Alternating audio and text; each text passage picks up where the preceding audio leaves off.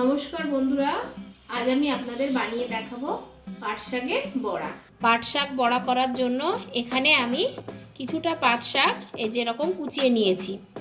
এবার আমি এর মধ্যে পরিমাণ মতন লবণ দিয়ে দিলাম, আর একটু হলুদ গুঁড়ো, একটা গোটা পেঁয়াজ, আর কোকোয়া রসুন কুচিয়ে এটা নিয়েছি, 2-4 দানা চিনি, হাফ চামচ লঙ্কার গুঁড়ো, বেকিং সোডা, আর দিয়ে দেব 2 চামচ বেসন, আর 1 চামচ চালের গুঁড়ো। এবার আমি এইগুলো ভালো করে একসঙ্গে মাখিয়ে নেব।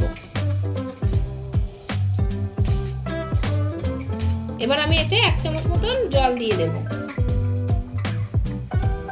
দিয়ে আমি এটা এবার ভালো করে শাকের সঙ্গে মাখিয়ে নেব।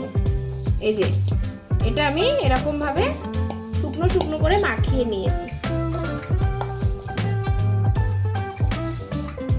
এবার আমি এটা তেলে ভেজে নেব। শুকনো করে মাখালে বড়াগুলো করতে ভালো হবে। এই যে কড়াইতে আমি তেল দিয়ে দিয়েছি, এবার আমি বড়াগুলো এবার ভেজে নেব। এই যে আমি এরকম করে বড়াগুলো করে নিয়েছি।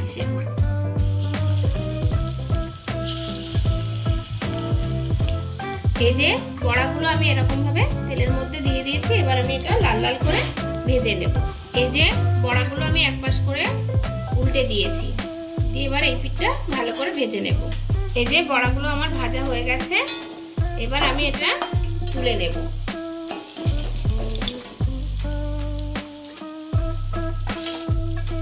এই যে পাট শাকের বড়াগুলো আমার হয়ে গেছে। এটা আপনারা গরম ভাতের সাথে খাবেন, খুব সুন্দর লাগবে। এটা গরম গরম খেতে হবে।